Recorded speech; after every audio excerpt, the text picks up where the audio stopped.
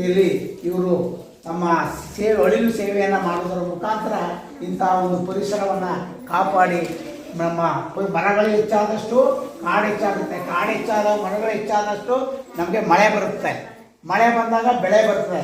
ಈಗ ಎಲ್ಲ ಕಡೆಯಲ್ಲೂ ನಾವು ನೋಡ್ತೀವಿ, ಎಲ್ಲ ಮರಗಳನ್ನು ತಂದುಬಿಟ್ಟಿರ್ತಾರೆ, ಯಾವುದೇ ಮರಗಳಿರೋದಿಲ್ಲ, ನೆರಳಿರೋದಿಲ್ಲ, ಪಕ್ಷಿಗಳು ವಾಸ ಮಾಡೋಕ್ಕೆ ಮರ ಇಲ್ಲ, ಗೂಡು ಕಟ್ಕೊಂಡು ಮರಿಗಳ ಮೊಟ್ಟೆ ಇಟ್ಟು ಮರಿ ಮಾಡಿ ಆನಂದವಾಗಿ ಚಿಲಿಪಿಲಿ ತಾವು ಸಂತೋಷ ಪಡೋದಕ್ಕೆ ಮರಗಿಡಗಳೇ ಇಲ್ಲ, ಎಲ್ಲವನ್ನ ಕಡಿದು ಬಿಡ್ತಾರೆ, ನಾಶ ಮಾಡ್ತಾರೆ. ಮರಗಳಿದ್ರೆ ಕಾಡಾಗುತ್ತೆ, ಕಾಡಾದಾಗ ಮರಗಳು ಹೆಚ್ಚಾದಷ್ಟು ಮಳೆ ಬರ್ತದೆ, ಮಳೆ ಬಂದಾಗ ನಾವು ಸಮೃದ್ಧಿಯಾಗಿ ಅನ್ನವನ್ನು ತಿನ್ನಬೇಕು ಅಂದರೆ ಬೆಳೆ ಬರ್ತದೆ.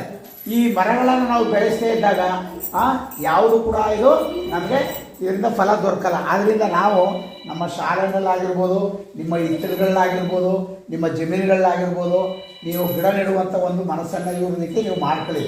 ಹಾಗಾಗಿ ಪರಿಸರವನ್ನು ನಾವು ಕಾಪಾಡ್ದಂಗೆ ಆಗುತ್ತೆ, ಮರಗಿಡಗಳನ್ನ ಬೆಳೆಸ್ದಂಗಾಗುತ್ತೆ, ಒಳ್ಳೆಯ ಉತ್ತಮ ವಾತಾವರಣ, ಶುದ್ಧವಾದ ಗಾಳಿ ಸಿಗುವಂತಾಗುತ್ತೆ. ಯಾಕಂದರೆ ಇವತ್ತು ನಮ್ಮ ದೇಶದಲ್ಲಿ, ನಮ್ಮ ರಾಜ್ಯದಲ್ಲಿ ಅಥವಾ ನಿಮ್ಮ ಊರುಗಳಲ್ಲಿ ನೋಡಿದಾಗ ಎಷ್ಟೋ ವೆಹಿಕಲ್ ವಾಹನಗಳಿರೋದ್ರಿಂದ ಅಲ್ಲಿ ಅಶುದ್ಧವಾದ ಗಾಳಿ ಈ ಶುದ್ಧವಾದ ಗಾಳಿಗೆ ಸೇರಿ ಕಶ್ಮಲವಾಗಿ ಅದನ್ನು ನಾವು ಸೇವಿಸೋದ್ರಿಂದ ನಮಗೆ ರೋಗ ಬರುತ್ತೆ. ಈ ಹೆಚ್ಚೆಚ್ಚು ಗಿಡಗಳನ್ನು ನಾವು ಬೆಳೆಸೋದ್ರಿಂದ ನಮಗೆ ಶುದ್ಧವಾದ ಗಾಳಿ ಸಿಗೋದ್ರ ಮುಖಾಂತರ ನಮಗೆ ಆರೋಗ್ಯ ಹೆಚ್ಚುತ್ತೆ.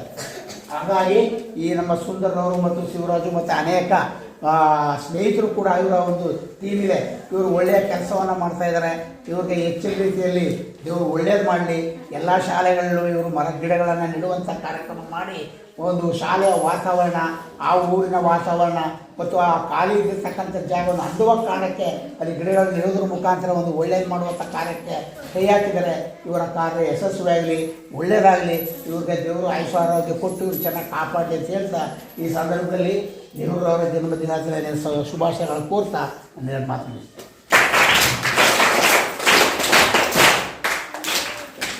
ಶಾಸ್ತ್ರಾ ನೆಹರು ಜಿ ಅವರ ಬಗ್ಗೆ ಸುದೀರ್ಘವಾಗಿ ನಮ್ಮ ಮುಖ್ಯ ಶಿಕ್ಷಕರು ತಿಳಿಸ್ಕೊಟ್ಟಿದ್ದಾರೆ. ಅವರಿಗೆ ನಮ್ಮ ಶಾಲೆ ಪರವಾಗಿ, ನಮ್ಮ STM ಸರ್ ಪರವಾಗಿ ಅಭಿನಂದನೆಗಳನ್ನು ಸಲ್ಲಿಸ್ತಾ ಇದ್ದೀವಿ.